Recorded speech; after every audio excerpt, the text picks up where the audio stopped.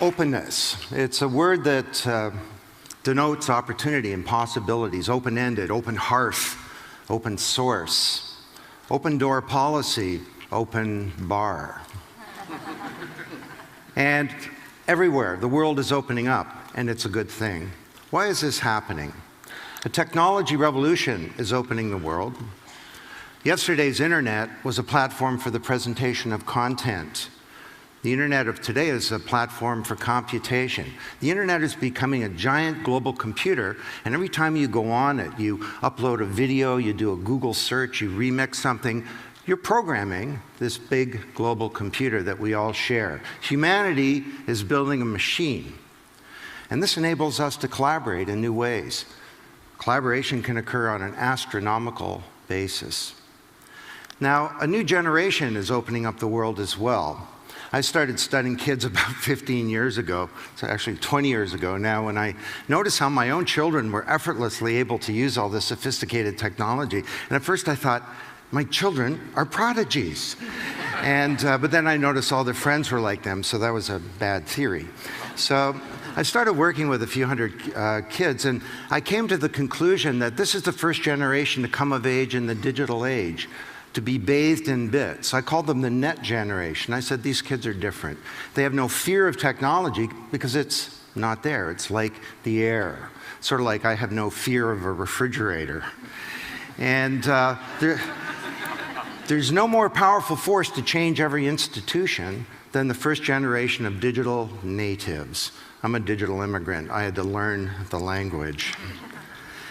The global economic crisis is opening up the world as well. Our opaque institutions from the industrial age, everything from old models of the corporation, government, media, Wall Street, are in various stages of being stalled or frozen or in atrophy or even failing. And this is now creating a burning platform in the world. I mean, think about Wall Street. The core modus operandi of Wall Street almost brought down global capitalism. Now, you know the idea of a burning platform, that you're somewhere where the costs of staying where you are become greater than the costs of moving to something different, perhaps something radically different. And we need to change and open up all of our institutions. So this technology push, a demographic kick from a new generation, and a demand pull from a new economic and global environment is causing the world to open up.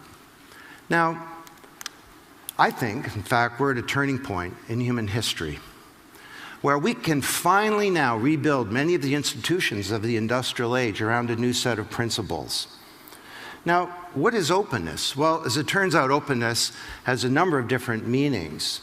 And for each, there's a corresponding principle for the transformation of civilization. The first is collaboration. Now, this is openness in the sense of the boundaries of organizations becoming more porous and fluid and open. The guy in the picture here, I'll tell you a story, his name is Rob McEwen. I'd like to say, I have this think tank, we scour the world for amazing case studies.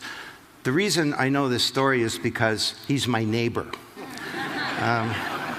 He actually moved across the street from us, and he held a cocktail party to meet the neighbors. And he says, you're Don Tapscott. I've read some of your books. I said, great, what do you do? And he says, well, I used to be a banker, and now I'm a gold miner. And he tells me this amazing story. He takes over this gold mine, and his geologist can't tell him where the gold is. He gives them more money for geological data. They come back. They can't tell him where to go into production. After a few years, he's so frustrated, he's ready to give up. But he has an epiphany one day. He wonders, if my geologists don't know where the gold is, maybe somebody else does. So he does a radical thing. He takes his geological data, he publishes it, and he holds a contest on the internet called the Gold Corp Challenge. It's basically $500,000 in prize money for anyone who can tell me, do I have any gold? And if so, where is it? He gets submissions from all around the world. They use techniques that he's never heard of. And for his $500,000 in prize money, Rob McEwen finds $3.4 billion worth of gold. The market value of his company goes from $90 million to $10 billion, and I can tell you because he's my neighbor, he's a happy camper. You know, conventional wisdom says talent is inside, right? Your most precious asset goes out the elevator every night. He viewed talent differently. He wondered who were their peers. He should have fired his geology department, but he didn't. You know, some of the best submissions didn't come from geologists. They came from computer scientists, engineers. The winner was a computer graphics company that built a three-dimensional model of the mine where you can helicopter underground and see where the gold is. He helped us understand that social media is becoming social production. It's not about hooking up online. This is a new means of production in the making. And this idea agora that he created, an open market agora for uniquely qualified minds, was part of a change, a profound change in the deep structure and architecture of our organizations and how we sort of orchestrate capability to innovate, to create goods and services, to engage with the rest of the world. In terms of government, how we create public value.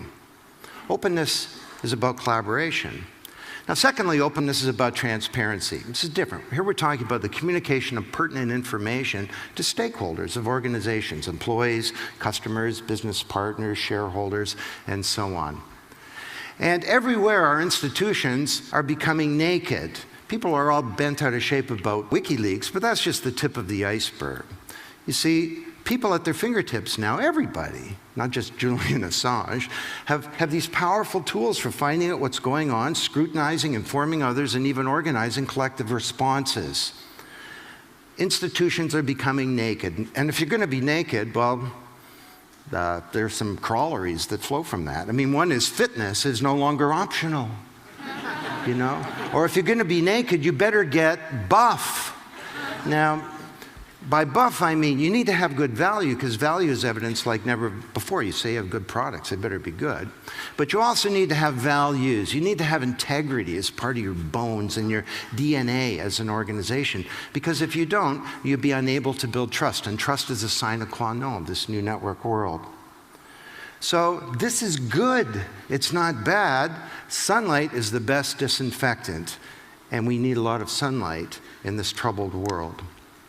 Now, the third meaning and corresponding principle of openness is about sharing. Now, this is different than transparency. Transparency is about the communication of information. Sharing is about giving up assets, intellectual property. And there are all kinds of famous stories about this. IBM gave away $400 million of software to the Linux movement, and that gave them a multi-billion-dollar payoff. Now, conventional wisdom says, well, hey, our intellectual property belongs to us, and if someone tries to infringe it, we're going to get out our lawyers and we're going to sue them. Well, it didn't work so well for the record labels, did it? I mean, they had a technology disruption, and rather than taking a business model innovation to correspond to that, they took and sought a legal solution, and the industry that brought you Elvis and the Beatles is now suing children and is in danger of collapse. So we need to think differently about intellectual property. I'll give you an example. The pharmaceutical industry is in deep trouble. First of all, there aren't a lot of big inventions in the pipeline, and this is a big problem for human health. And the pharmaceutical industry has got a bigger problem, that they're about to fall off something called the patents cliff. Do you know about this? They're going to lose 20 to 35% of their revenue in the next 12 months. Now, what are you going to do, like cut back on paper clips or something? No. We need to reinvent the whole model of scientific research. The pharmaceutical industry needs to place assets in a commons. They need to start sharing pre-competitive research. They need to start sharing clinical trial data. And in doing so, create a rising tide that could lift all boats, not just for the industry, but for humanity. Now, the fourth meaning of openness and corresponding principle is about empowerment. And I'm not talking about the motherhood sense here. Knowledge and intelligence is power. And as it becomes more distributed, there's a concomitant distribution and decentralization and disaggregation of power that's underway in the world today. The open world is bringing freedom. Now, take the Arab Spring. The debate about the role of social media and social change has been settled. You know, one word, Tunisia, and then it ended up having a whole bunch of other words too. But in the Tunisian revolution, the new media didn't cause the revolution, it was caused by injustice. Social media didn't create the revolution, it was created by a new generation of young people who wanted jobs and hope and who didn't want to be treated as subjects anymore. But just as the internet drops transaction and collaboration costs in business and government, it also drops the cost of dissent, of rebellion, and even insurrection in ways that people didn't understand. You know, during the Tunisian revolution, snipers associated with the regime were killing unarmed students in the street. So the students would take their mobile devices, take a picture, triangulate the location, send that picture to friendly military units who'd come in and take out the snipers. You think that social media is about hooking up online? For these kids, it was a military tool to defend unarmed people from murderers. It was a tool of self-defense. You know, as we speak today, young people are being killed in Syria. And up until 3 months ago, if you were injured on the street, an ambulance would pick you up, take you to the hospital. You'd go in, say, with a broken leg, and you'd come out with a bullet in your head.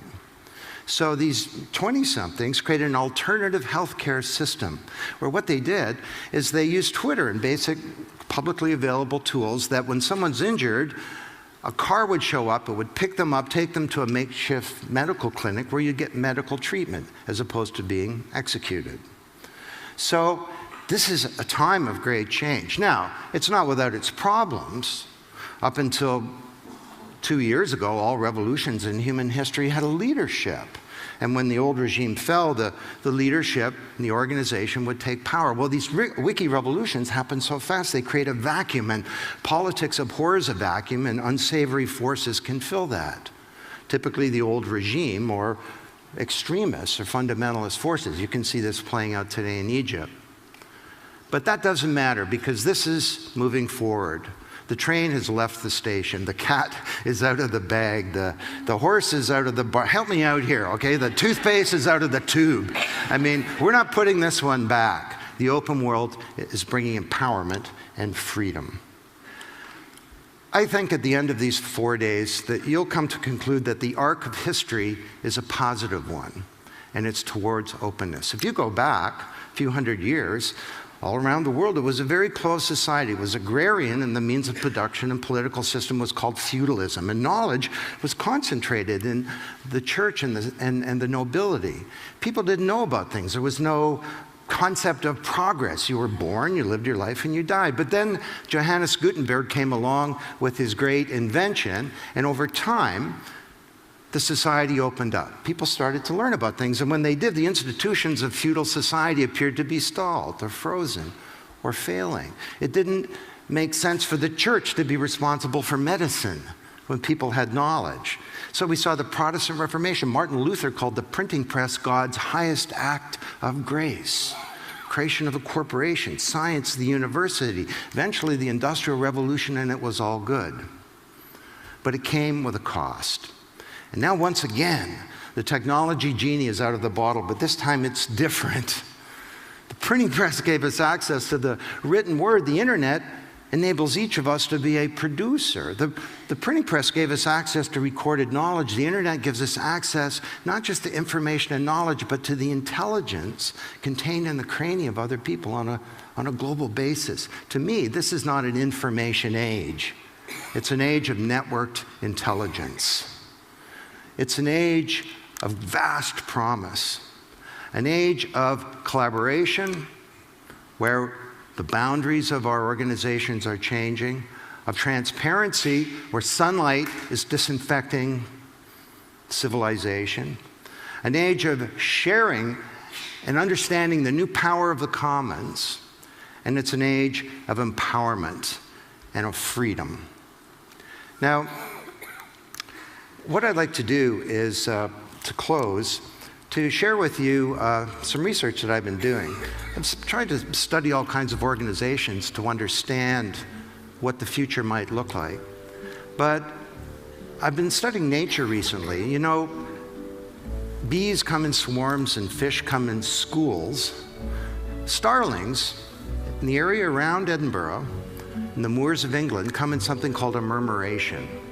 And the murmuration refers to the murmuring of the wings of the birds. And throughout the day, the starlings are out over a 20-mile radius, sort of doing their starling thing.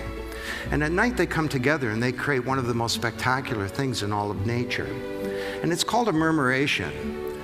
And scientists that have studied this have said they'd never seen an accident. Now, this thing has a function. It protects the birds. You can see on the right here, there's a predator being chased away by the collective power of the birds. And apparently, this is a frightening thing if you're a predator of starlings. And there's leadership, but there's no one leader. Now, is this some kind of fanciful analogy, or could we actually learn something from this?